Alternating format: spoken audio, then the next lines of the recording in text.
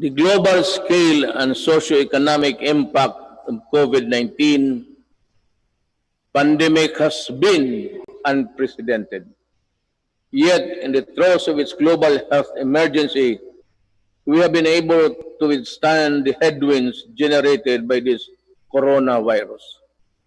In this regard, I would like to express my gratitude to all those who made possible the steady supply of food, water, basic utilities of our households,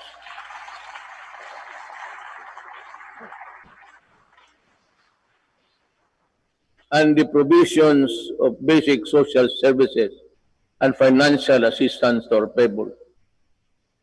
Our profound gratitude goes to everyone who helped keep our country's food supply chain running.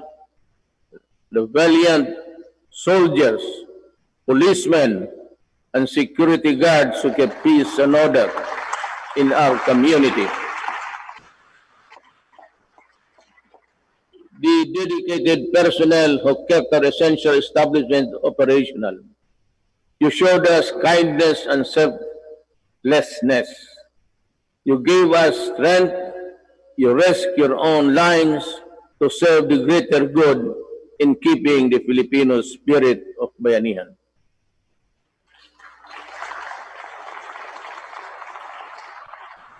I also thank the men and women of the Interagency Task Force on Emerging Infectious Diseases and the National Task Force Against COVID-19 for all the countless hours it spent to keep the pandemic in check and for all the efforts it made to ensure the safety of our people.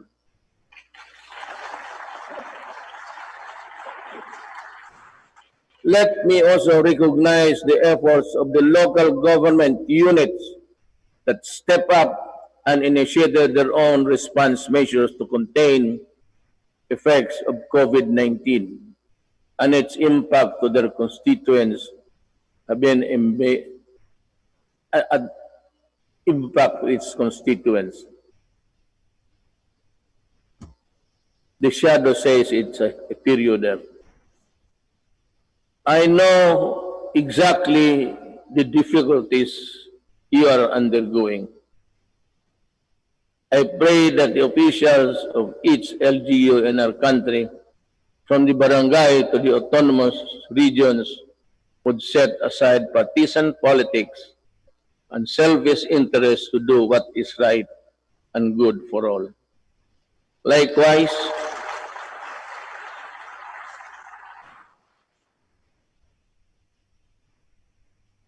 I likewise issued Executive Order Number 104, which imposed ceilings on retail prices of at least 133 drugs and medicines and directed a continuous review of the retail prices of others. This proved to be providential now that we are facing a pandemic. To everyone who helped us in this time of great need, maraming salamat po.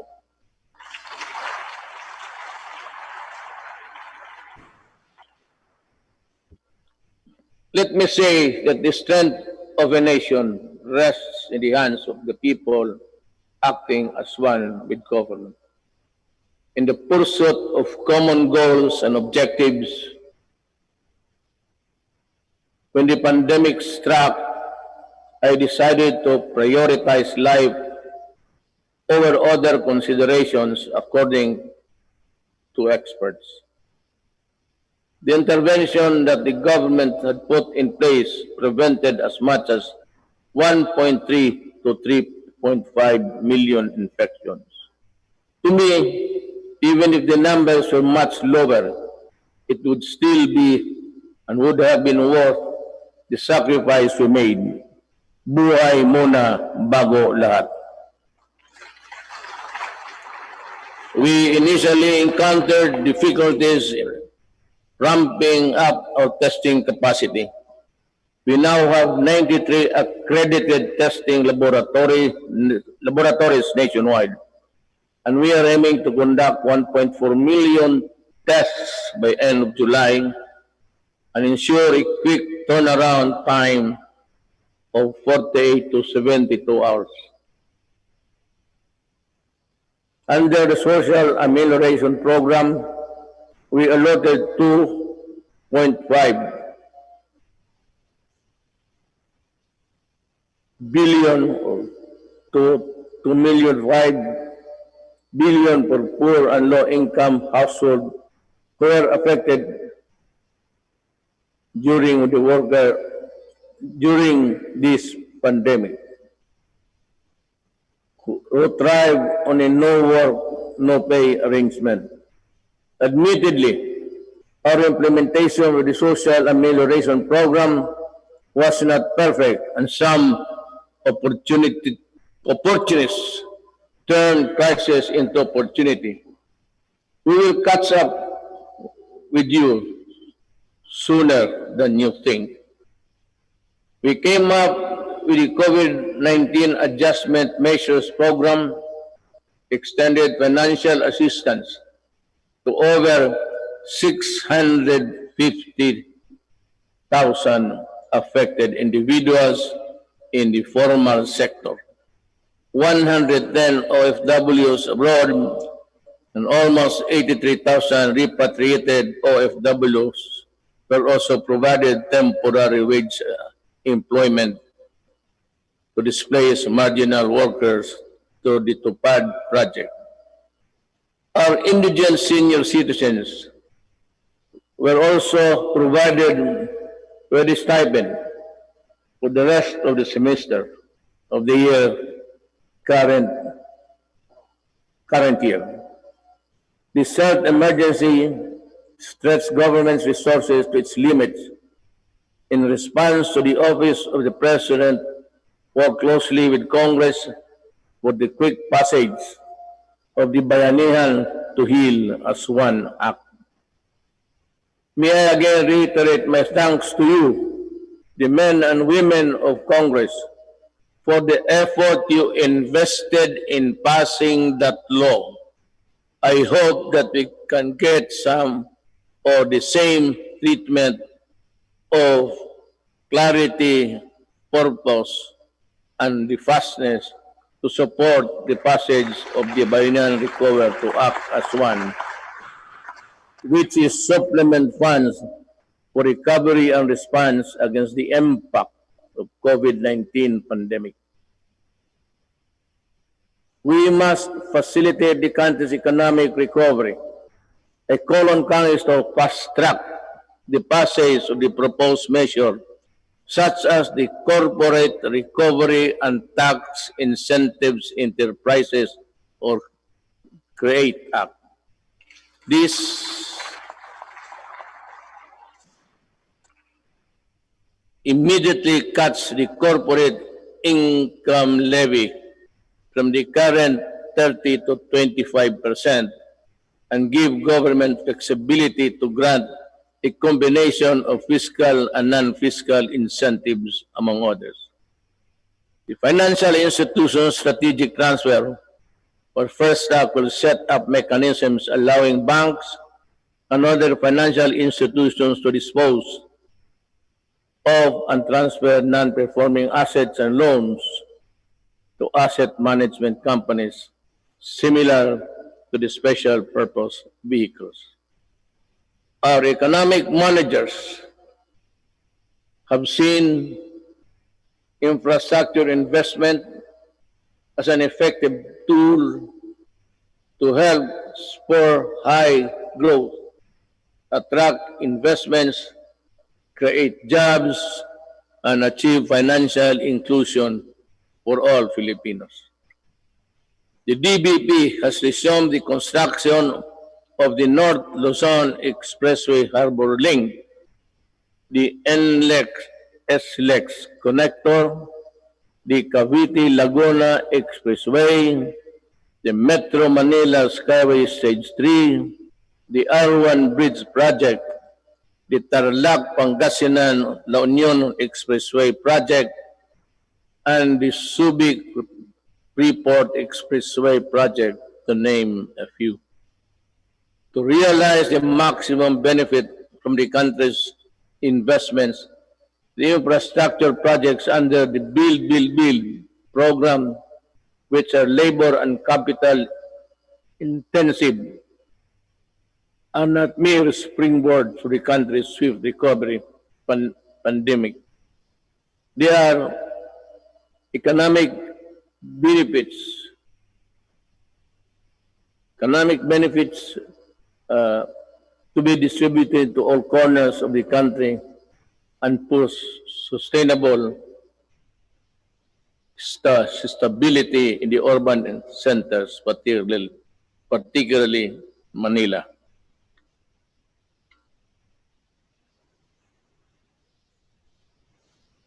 The TESTA launched online mode of livelihood and skills training.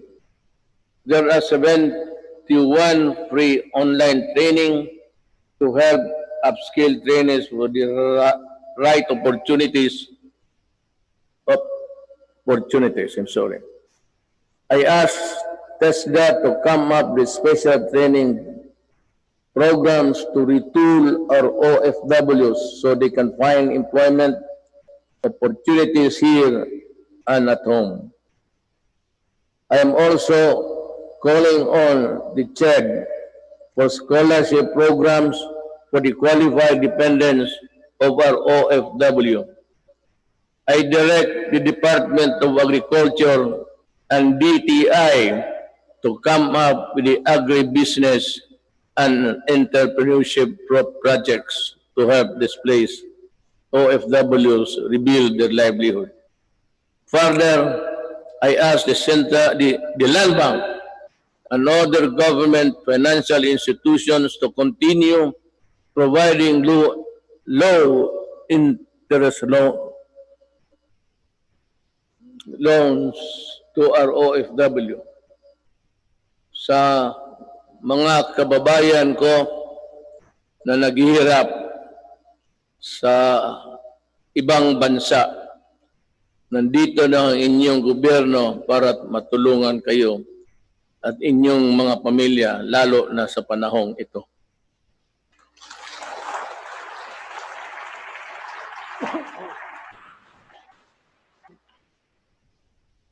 The government will intensify its efforts to help businesses, especially micro, small, and medium enterprises, or MSMEs, by providing responsive government assistance and services capitalization and business operation support as we adapt to the next normal. Nanawagan po ako sa ating mga lessors. Nanawagan po ako sa ating mga lessors. Malasakit at bayanihan po ang sana ang ipairalin natin ngayon. This is not the time to drive away leases. During normal times, they were the primary source of your income stream. Now, it's time to be fair and compassionate. Come up with an amenable arrangement with your tenants. Huwag po natin silang pagtabuyan, tanggalin ang tubig, kuryente at bubong. Commercial establishments are requested to give grace periods to allow deferment of payments, especially for MSMEs that were forced to close down during the quarantine period. Let us help them recover.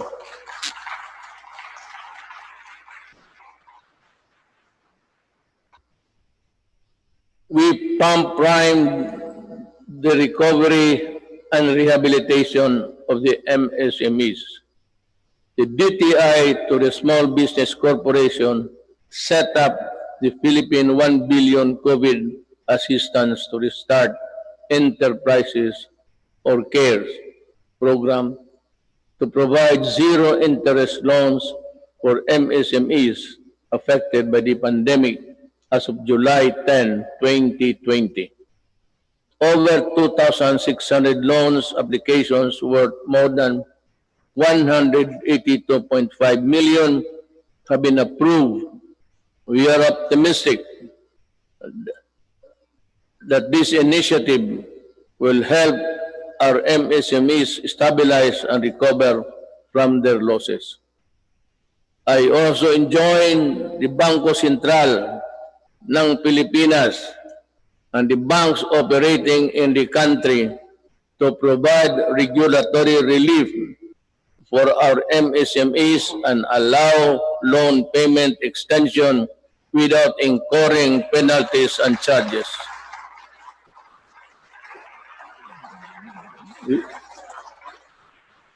We need your help to prevent the collapse of companies saddled with accumulated amortization and payables caused by closure of their businesses at the height of the strict quarantine periods. As we embark on this effort towards inclusive recovery, we should acknowledge that all forms of government support will go to naught if the new MSMEs do not thrive because of lack of consumer support. Ito ang panahon para suportahan natin ang ating mga kababayan na nagnegosyo at gumawa ng mga produktong sariling atin in the same manner which are among the hardest hit by the pandemic. Count on our full support while we slowly try to put the fun back in your local travels. The national government agencies and LGUs must harmonize their policies to boost tourism, ensuring everyone's well-being. We enjoin our people to help boost the economy by traveling locally.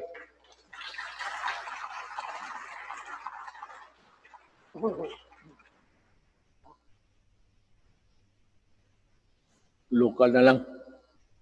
Once the necessary system are in place.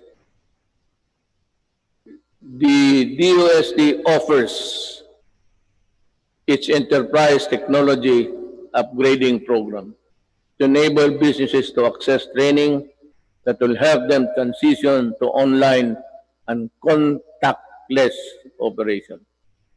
Now more than ever, we need to protect our consumers. I direct the Department of Trade and Industry to ensure the empowerment of Filipinos on consumer rights and coordinate strategies between public and private organizations in building a fair, safe, resilient, and sustainable economy. There are welcome developments for commerce and industry, but major economic activities take place in borderless environment with the meager regulatory controls. They expose consumers to various risks related to security, data, privacy, and misrepresentation. We must patrol the country's cyberspace and enforce online consumer and data protection and privacy laws. We must run after online scammers and those undermining the people's trust on the online transactions. We must continue to protect Filipinos in the normal and remind the world that we are responsible stewards of data. I am committed to protect both physical and digital lives of our law-abiding countrymen.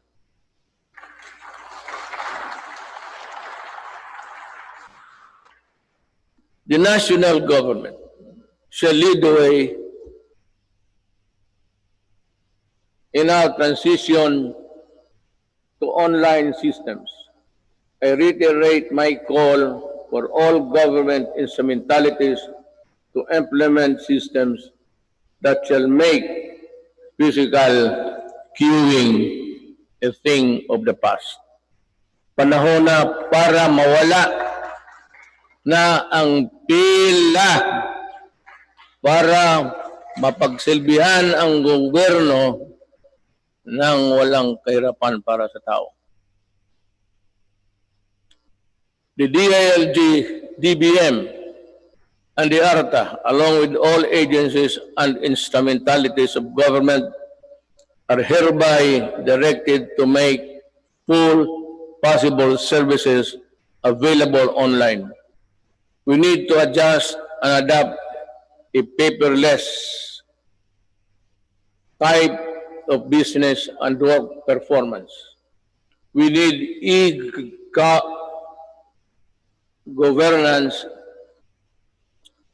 E-governance are people with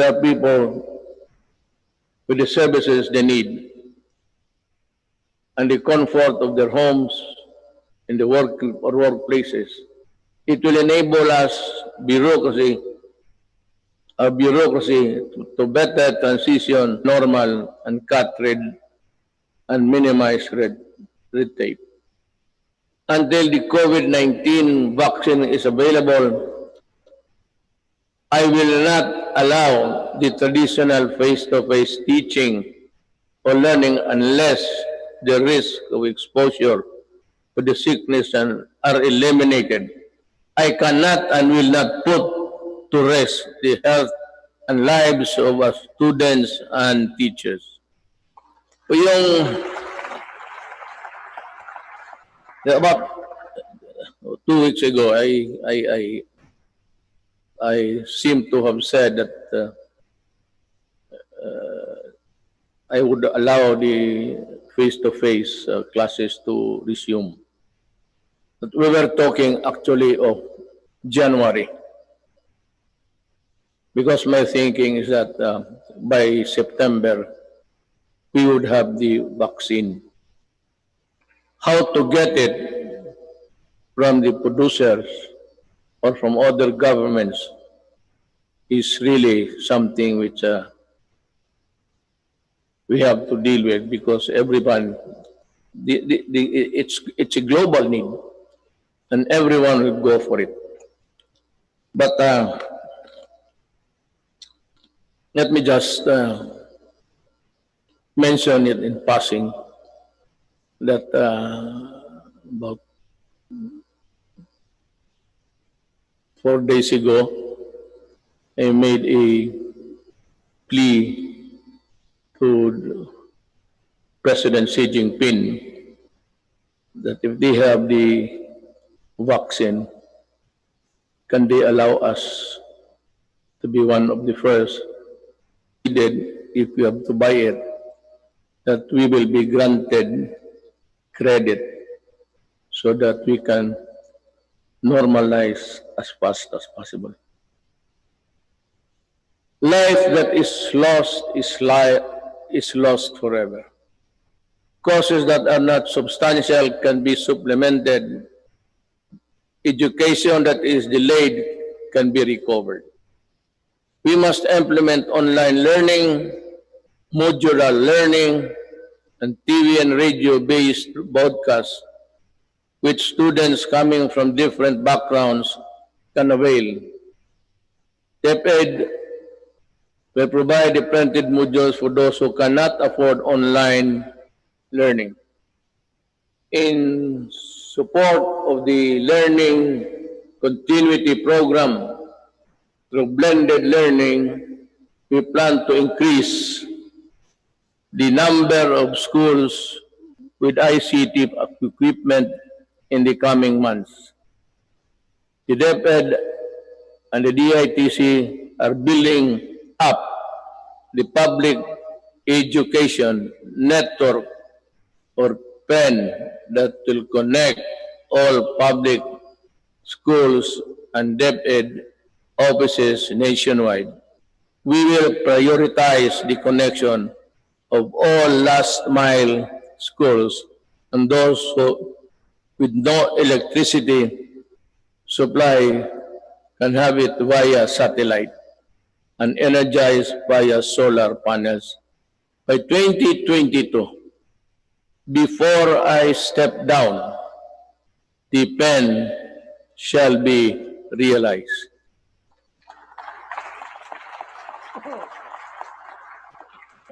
I'm referring to the program. I will do it. TV frequencies reverted back to government for whatever cause or reason shall not be used exclusively to the exclusion of other persons or other dummies to cope up with the demand of the next normal. This will be used to provide uninterrupted quality education to our children and our shift to e-learning.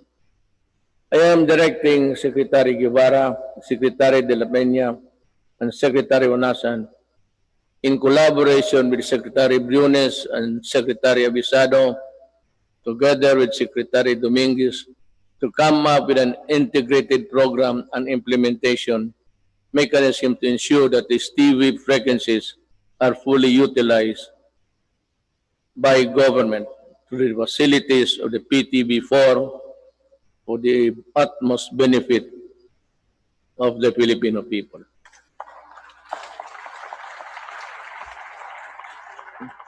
Let me just allow me to segue a little bit. For the remaining 2 years of my term, all that is good that belongs to government, whether it be the airwaves, whether it be the lines, or whatever that is good for the people, will belong to the government, and it should be government who should be given the first option to utilize them. Ang sobra kanila. I call on our communication companies to improve their services lest we be forced to take drastic steps to address the less than deal service that the public is getting from you. Alam mo, sisingit na lang ako dito. I am sometimes you are government pictured to be weak and incompetent because we cannot really force our mandate. Alam mo itong nagbibigay ng mga public services, you better improve. Huwag naman ninyo kaming pahintayin 10 taon bago kami makakamit ng mga services that the other countries are enjoying. If it's just a question of added capitalization or the infusion of money, go and look for it. Maghanap kayo, because if you are not ready to improve,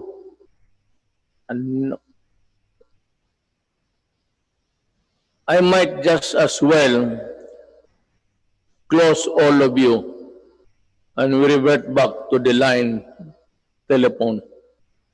At kukunin ko yan, i-expropriate ko sa gobyerno. Alam mo itong, I'll be straight, smart, pati itong globe, ilang taon na ito? At ang sagot palagi sa akin, the party cannot be rich. Nasaan pa na pumunta yung yawa na yun?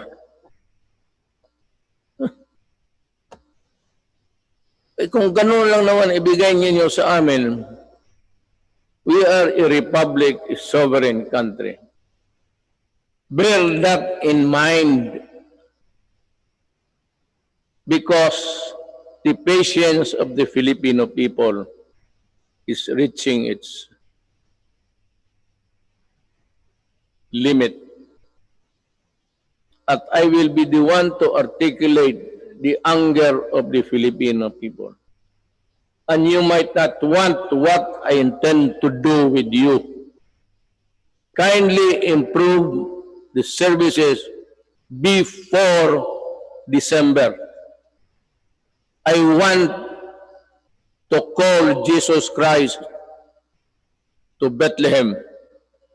Better have that line cleared.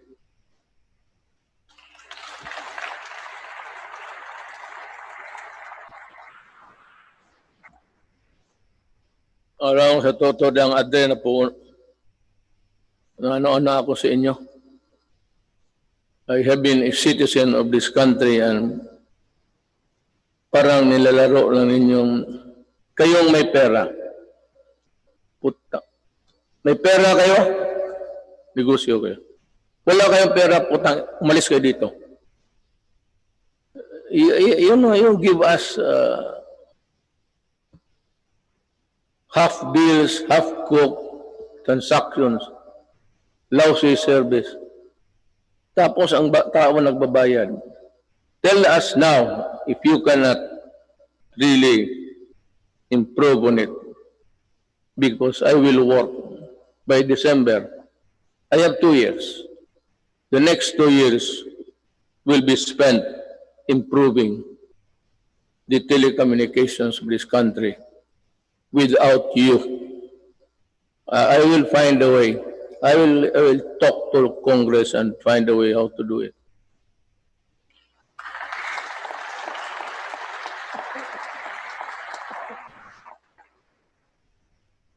Last year, I said that distributing economic business activities is imperative to our country's sustained and equitable growth.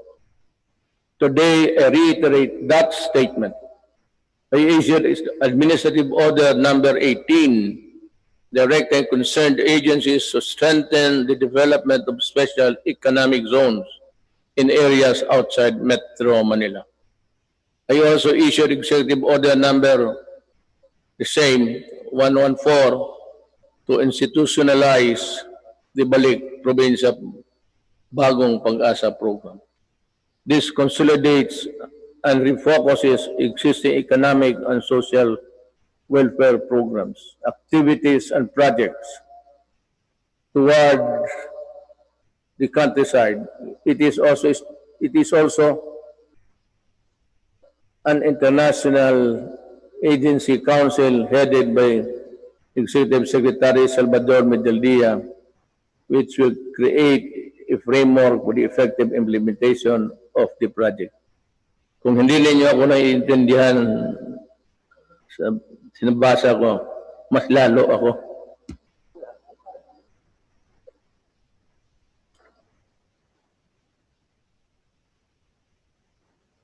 In 2021, we aim to increase access to healthcare services by continuously hiring and deploying more than 20,000 health professionals. This will augment health workforce in LGUs, particularly in isolated and disadvantaged areas. We will implement projects to establish and improve barangay health stations, rural health units, and other healthcare facilities. And we will need to address internal security. We are pursuing a whole of the nation approach to bring peace and order, development in the countryside. We need to provide intervention and implement the barangay development program. This will provide cleared and threatened communities.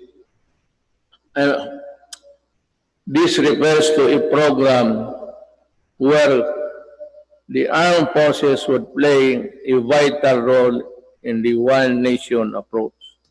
This is what it's meant by this. And that every agency of the government, including the armed forces of the Philippines, should participate. And I am aware of the skirmishes and the assassination of our soldiers. And I said, correct this so that we can proceed with the barangay implementation as fast as possible. We have made significant strides in the past 4 years, but we need the support of local government leaders. We need your help to implement the barangay development program. Certain sectors expressed concern when I declared martial law in Mindanao and its extension 3 times. But 2019 ended without my office requesting any further extension. Martial law in Mindanao ended without abuses by the civilian sector, by the police, by the military. It ended because this time I know that they know how to love the country. I thank Congress for the support to these administration programs. Congress has been very productive, but much more remains to be done. You know, actually, my speech, if we followed it carefully, it's all a plea to Congress to do this, to do that, to make a law or craft a whatever. And this one, I strongly urge Congress to pass a law establishing the Department of Overseas Filipinos, solely on addressing the concerns of Filipinos abroad and their families. I reiterate this swift passage before this. Kawawa kasi itong ating mga overseas. If it's only an office there in the Labor Department, they are overworked or for whatever reason, their needs, their pleas are not really attended to with dispatch and with care. Yung OFW, pati itong ano ngayon, ito yung sinabi ko kanina, I will go for it. We will need it to help them. I reiterate the swift passage of a law reviving the death penalty by lethal injection for crimes specified under the Comprehensive Dangerous Act of 2002. I did not hear so much clapping, so I presume that they are not interested. Wala daw.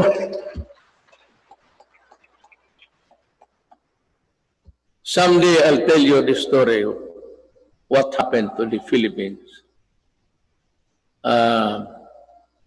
Hindi ngayon. But when I'm sabihin ko sa inyo ang totoo, bakit nagaganito yung droga ng Pilipinas? Why the drug syndicates continue to operate just like the countries of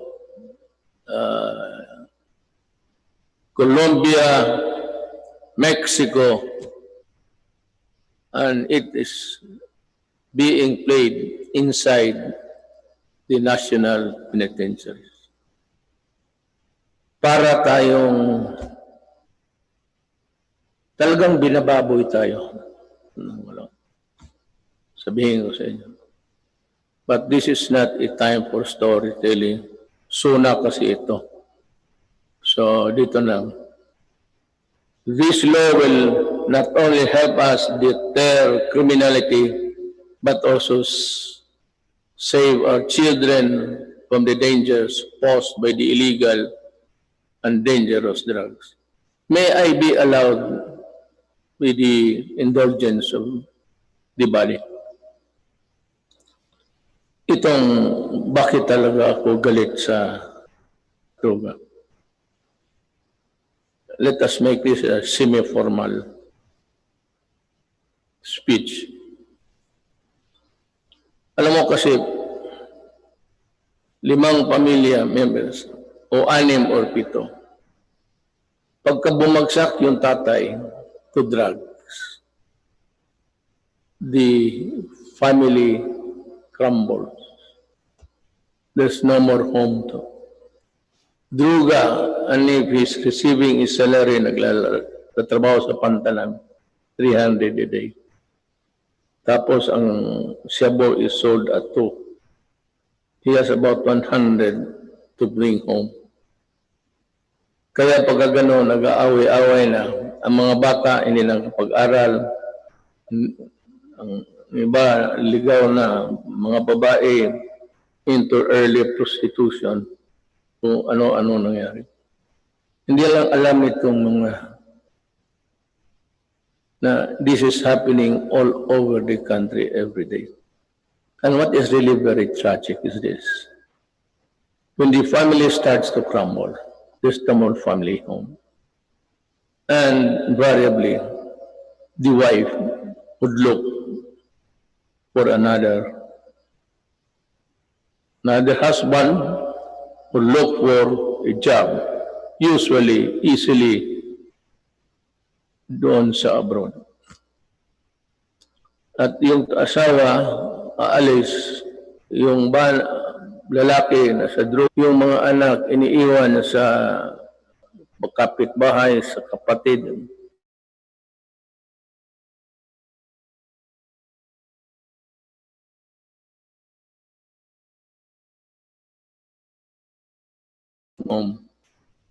It's been destroyed.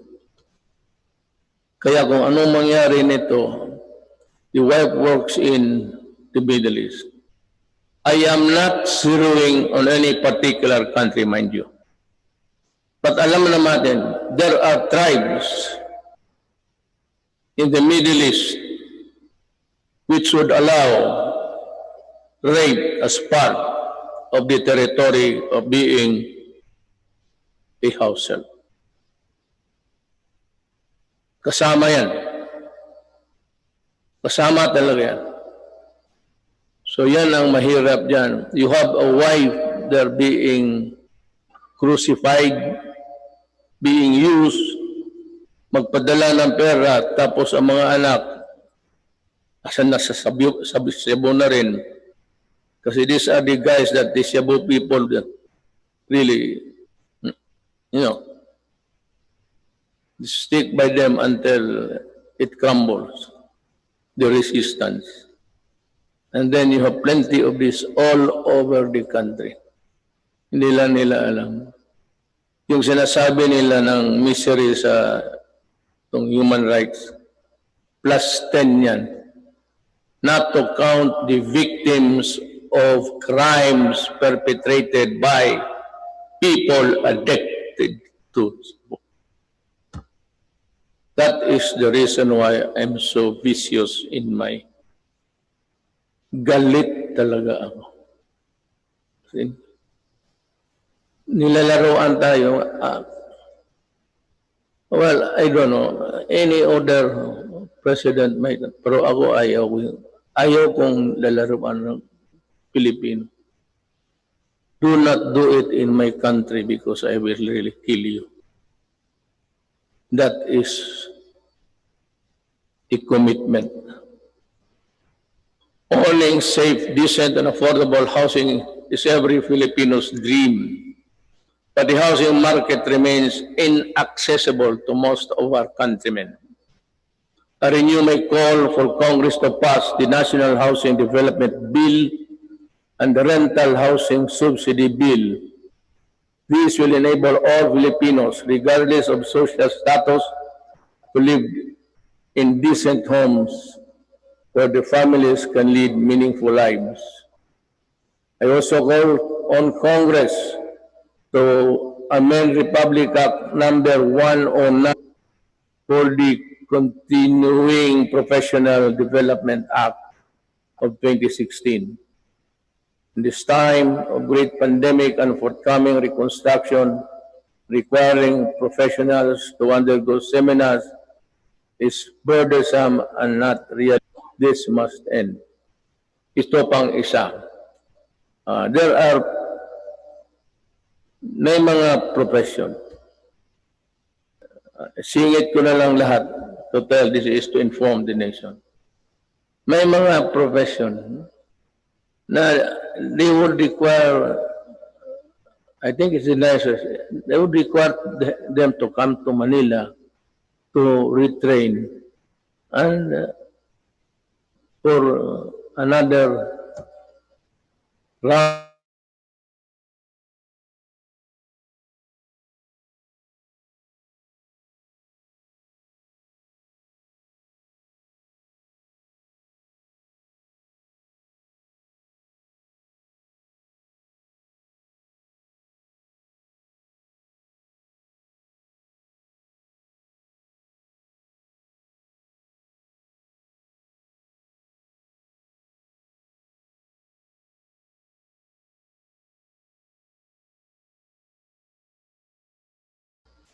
We hail our health professionals as heroes.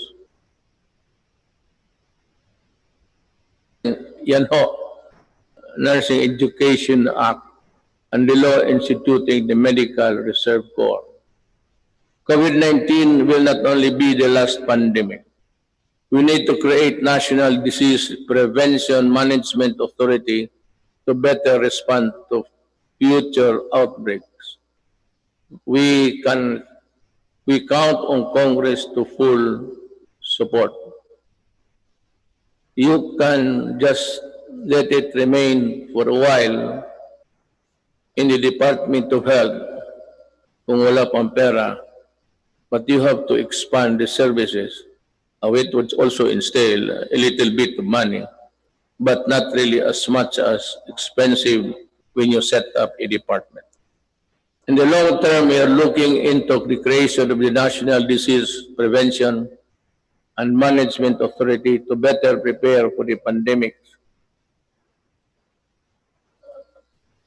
protect lives, and allow development to proceed even in the worst of times.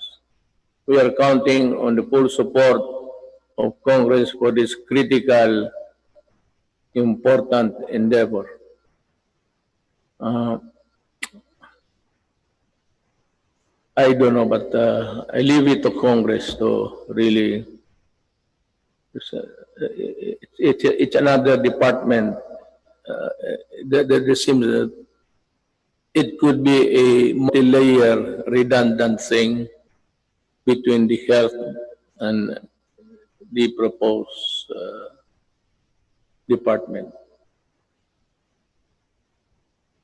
I call on Congress to prioritize the passage of a law for the unified system of separation, retirement, and pension, and of the military and uniformed personnel without, however, diminishing the benefits that our uniformed personnel are entitled to under the existing laws.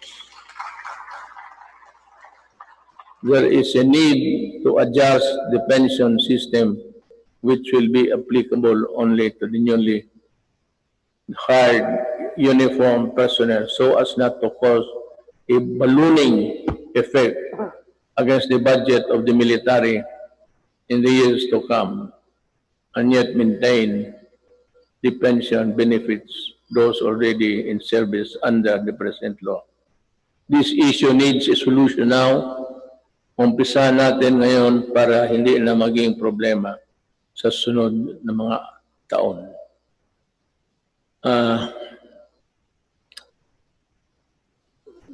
I want to, one of the, this is not politicking, I am not running, I cannot run anymore. Yung dinoble ko yung sweldo ng police pati army, it was really a clarion call para for them also to have a decent life and that they're able to get the things which ordinarily cannot be reached by any government employee. Ang akin doon is yung corruption. That maybe it might be a vain attempt, but maybe dagdagan ng sweldo para it would be a hedge against corruption. We must also modernize the Bureau of Fire Protection and the Bureau of Immigration with urgency. Alam mo, sa Davao, and if you go there, I can show you. One of the serviceable trucks, fire trucks that we have in the city of Davao. Of course, ang city meron ng sarili, aside from the Bureau of Fire, which is really national. Meron yung Bureau of Fire, would you believe it, serviceable still. Ang pangalan ng truck is Studebaker. Ang katawan, ang talagang matatag ang katawan. Kaya ang makina isuso. Pero okay pa rin. It can put out. But totoo. This is how this Bureau of Fire issue medyo na overlook natin ng matagal. I emphasize the creation of the Department of Disaster Resilience and our people's safety, which cannot be delegated to any council or commission. Equally important is the establishment of evacuation center in every city, province, municipality throughout the country. We must act before another major disaster shakes into action. Problem is disaster and even a fire. This cannot be made a study for projection when the earthquake would suddenly come and make a big crack there. Di natin alam talaga.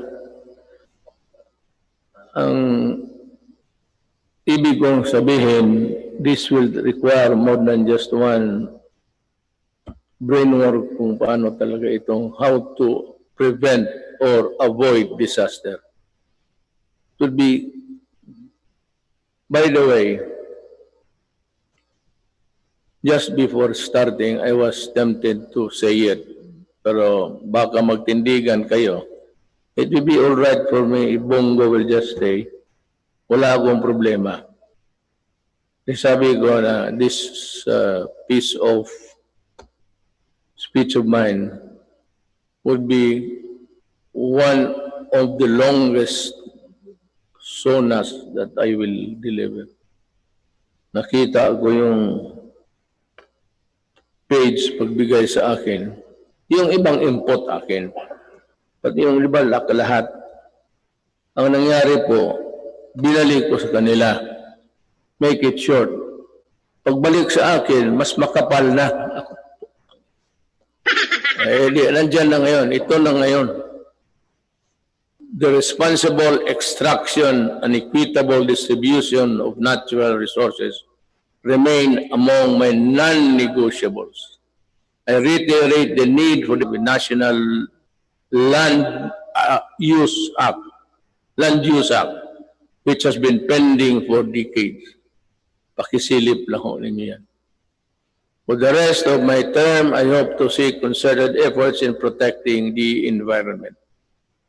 The rehabilitation of Boracay Island showcased our resolve to safeguard the environment.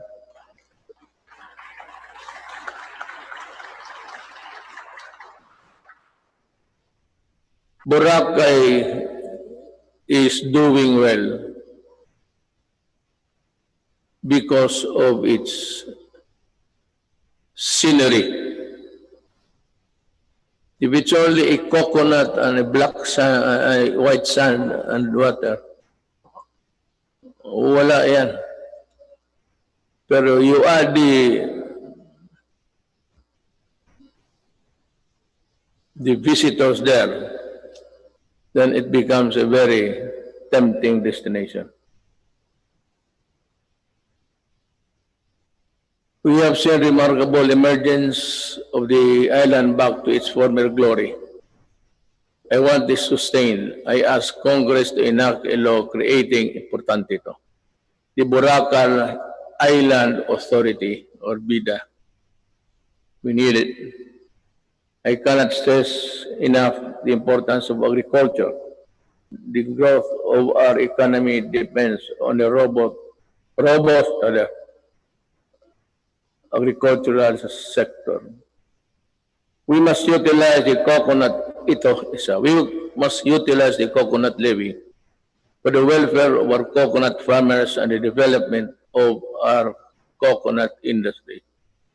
I urge everybody, both of the executive department pati ito, that ito yung pera na nakuha doon sa sequester. And itong perang malaking ito,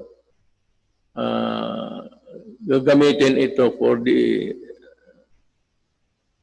welfare of the farmers. The problem is, we can no longer trace who are the farmers of yesterday.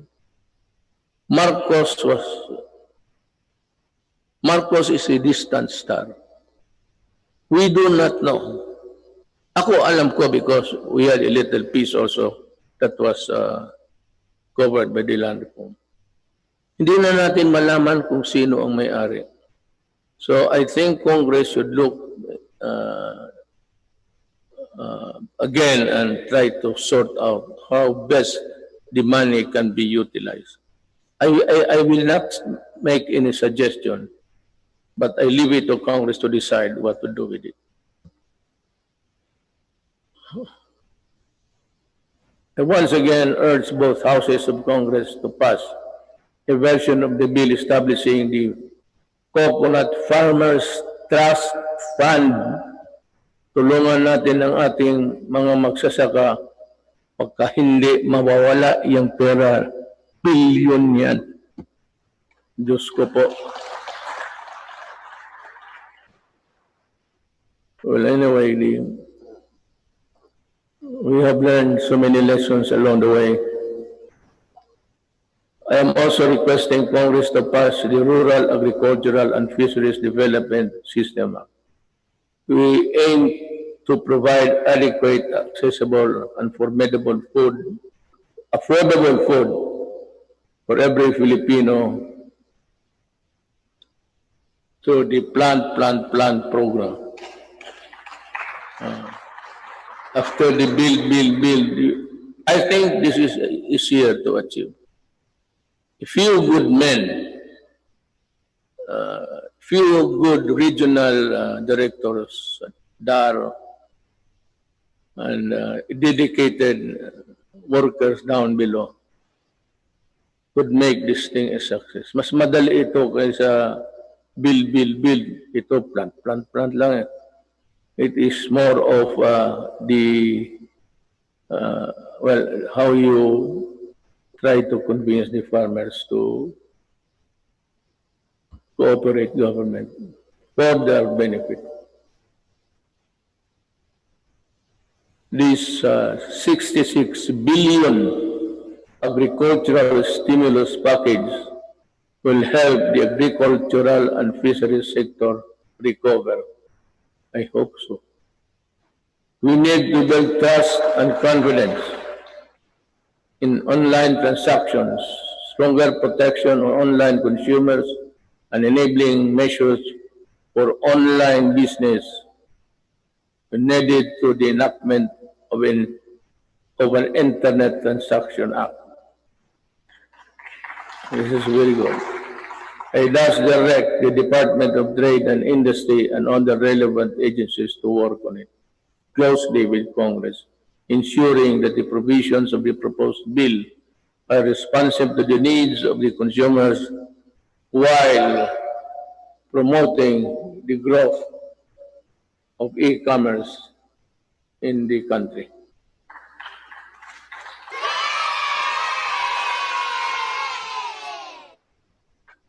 If you are tired of clapping, you just say so I can make a shortcut.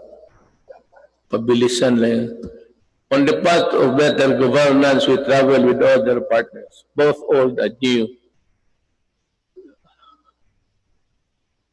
have helped bolstering the antiquated public health system for bringing home our laid of Filipinos overseas, for filling in supply crucial medical supplies and equipment and staple food. For these and many more, the Philippines thanks all friendly nations. We will never forget your kindness and your timely support. Within ASEAN and beyond the Philippines, we will continue to work with partners to address global perils and ramp up cooperation to secure for our peoples greater peace, progress, and prosperity. The Filipino nation claims its rightful place in a community of sovereign states. Thus, we will continue to pursue an independent foreign policy. Let me be very clear about this. May I cut my prepared speech? Alam mo, I read little over 3 weeks or last month na the Americans intends to go back to Subic. I'll just put on record my thoughts. I have nothing against America. I have nothing against China. But if you put bases here, you double the spectacle of a most destructive thing. Just like Manila during the Second World War, during the retaking of this city. One of the most devastated cities in the world. Kaya maglagay-lagay ka ng base at this time. This will ensure if war breaks out, because there would be atomic arsenals brought in. This will ensure the extinction of the Filipino race. We work without fail to protect our rights in the South China Sea, neither beholden nor a pawn to anyone. We broaden the boundaries of Philippine diplomacy. We build productive ties with everyone willing to engage us on the basis of equality and mutual respect. And we redefined our relationships with our most important partners, placing the country in a far better position to advance our interests in an evolving regional order and emerging global problems. Now,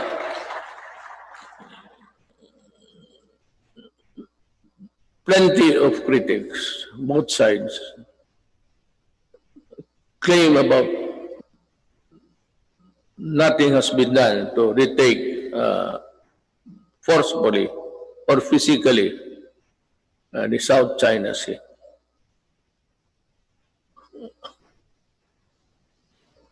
Alam mo, unless we are prepared to go to war, I would suggest that we better just go along and treat this, I said, with the diplomatic endeavors. China is claiming it. We are claiming it. China has the arms. We do not have it. So, it's simple as that. They are in possession of the property. Your lawyer property rights. They are, it has nothing to do with the Philippine laws on property. But it's akin to, they are in possession. So what can we do? We have to go to war.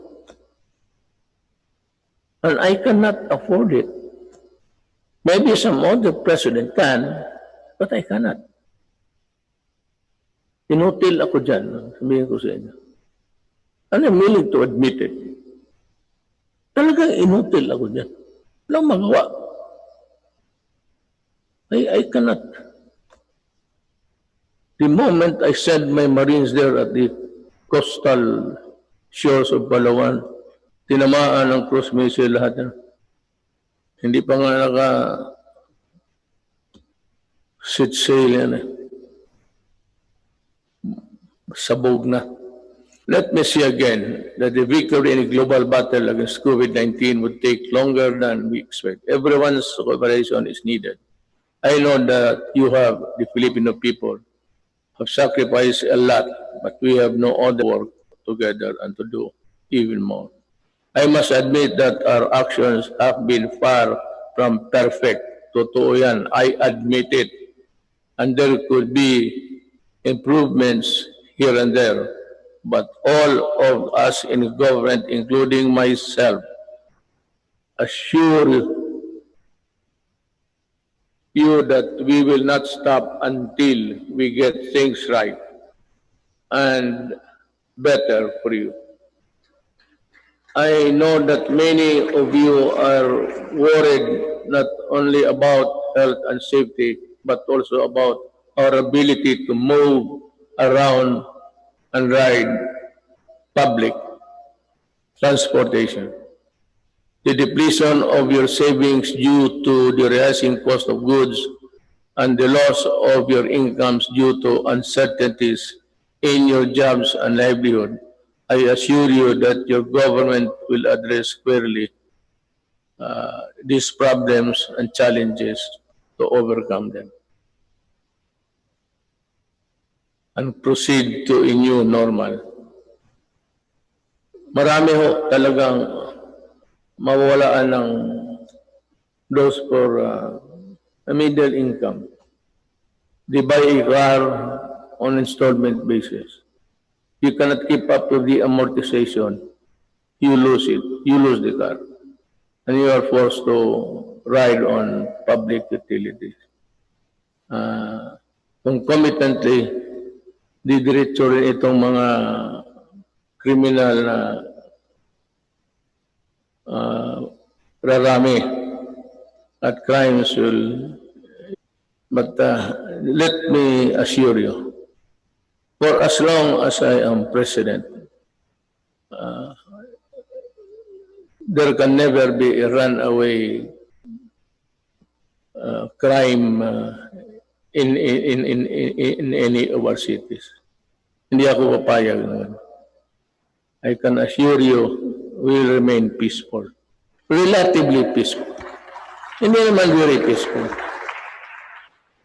Pero kung sabihin mo na kagaya ng hold up dito, hold up, alam naman nila kung ano mangyari. You know what will happen to you. I am addressing myself to the criminals. You commit hold-ups, you commit rape, you commit all sorts of things, and you harm the public, then kaaway mo na ako. Pag bumalik kayo sa dati noon, patong-patong na naman ang patay dito. Sigurado, hahanapin ko kayo. Do not ever go back to your old ways. Maghanap na lang kayo ng anong trabaho dyan. Magtiis kayo. To open up the economy to pre-COVID-19 levels at this time is not an option because whatever good it can produce will only be gobbled up or be outweighed by the bad it will generate sometimes. Haste makes waste. The recent upsurge of infection, when you open little windows of resumption of business, is proof of that. I am happy that I have talked to you today. You know, in other places, they opened up too early, too soon. America is one. China, well, fortunately, it was arrested on time. China and the rest, for those who open up, follow the protocols of at least the World Health Organization. They are suffering, and they have at least 140 deaths. And America, nagkukula lahat. No nation on earth was really prepared for COVID. No amount of preparation because that kind of microbes visits about once every 100 years. Wala man yung mga tatay natin, what they suffered was Second World War. But tayo, we are not ready and therefore we will not gamble with the lives and health of the people. Certainly no one would want to end up in the negative side of the equation. Not me, not us. All I ask is that you continue to put your faith in your government and work with us in achieving what is best for the country and our people. Together, let us do, mahirap basahin kasi dito, the most that we can to ensure that this health, safety, and well-being of every Filipino, especially those severely affected, are taken care of. Together, we shall fight this pandemic with the same fervor as our campaign against illegal drug criminality, insurgency, and corruption in high places, and entrenched parochial interests. As a government worker, I am addressing each and every Filipino that the government cannot do this without your help. More than ever, we need to reinvigorate the deep-seated Filipino spirit of pakisama and malasakit within each and every one of us. We are being tested as a people and as a nation. Worse times loom ahead. But I do hope that this spirit of solidarity and unity will serve as a drumbeat to which we shall march in unison in our quest for the light at the end of the tunnel. I appeal to each and every Filipino, let us take care of one another. Ito ang panahon para magtulungan, hindi panahon para lamang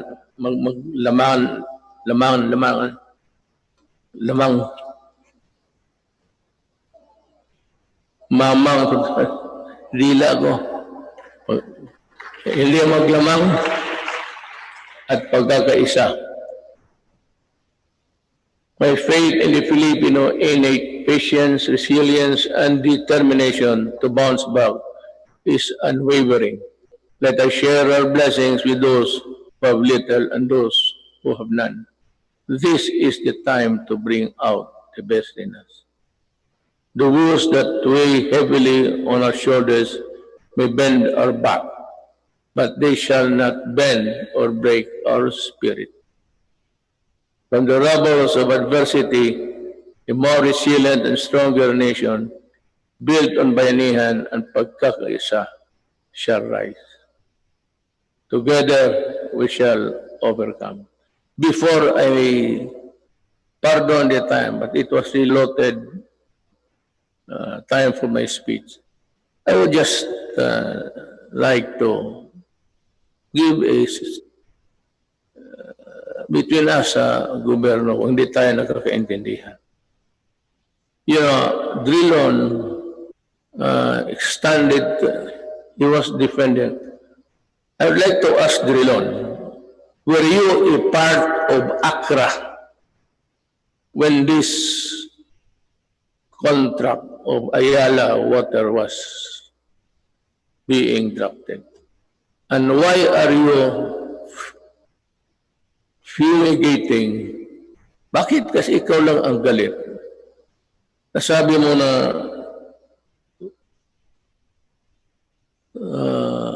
dynasty.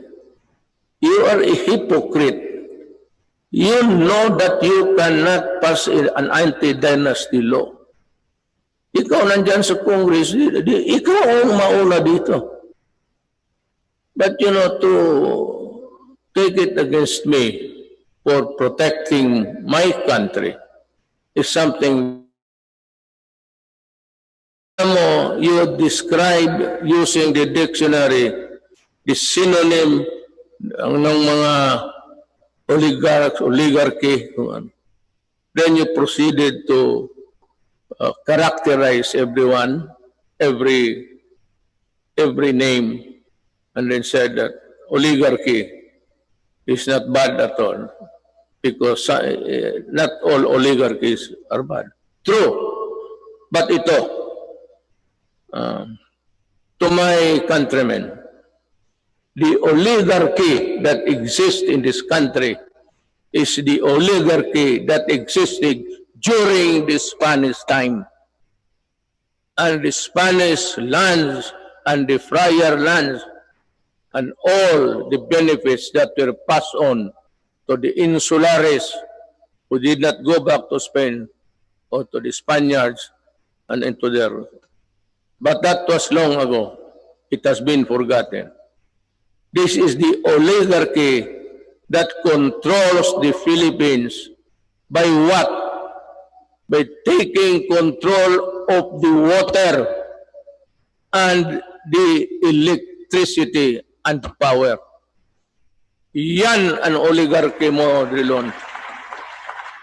Wala nang oligarchy dito except that they have control.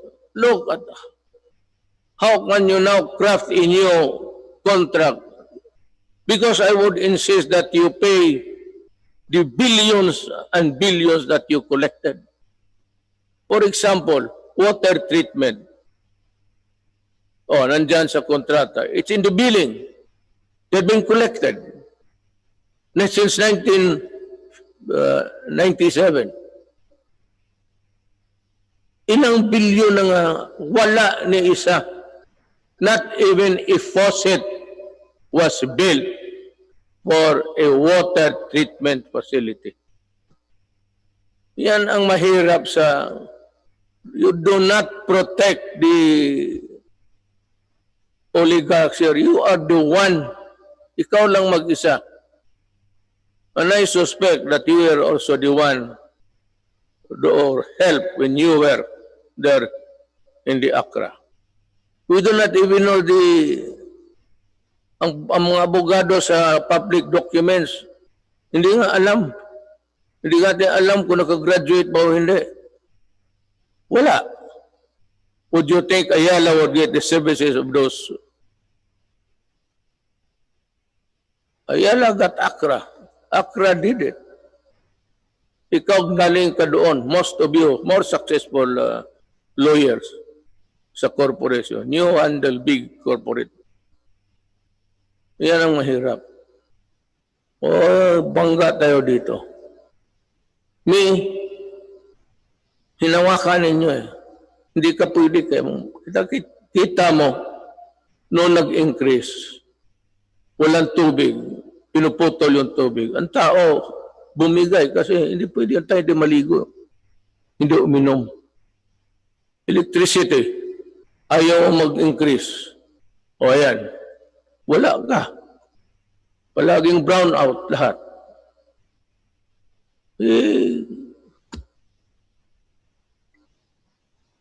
I'm sorry, but I have to say this to you.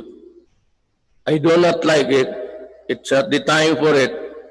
But since it is the time for the Sona, for people to know and people to really get the facts, then and the right of the people to be heard. Tayo na naman ang tao magsabi. Hinawakan ninyo yung tubig pati electricity. Yun ang oligarchy. Kaya ako sinabi ko noong kumpanya. Corruption is not here. Yung mga customs, maliit yan. It's there upstairs. And I was really unprovidential. Dumating yung panahon na hindi ko hiningi. Then I saw the contract. Nung nakita ko yung contract,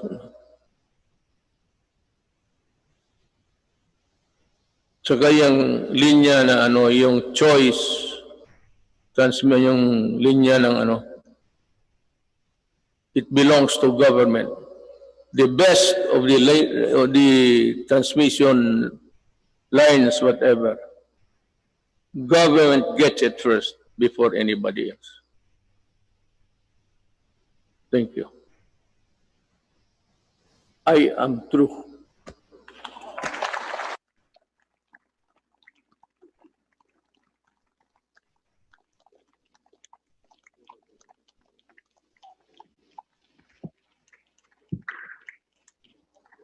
On the part of the Senate, the joint session is adjourned. On the part of the House of Representatives, the joint session is adjourned.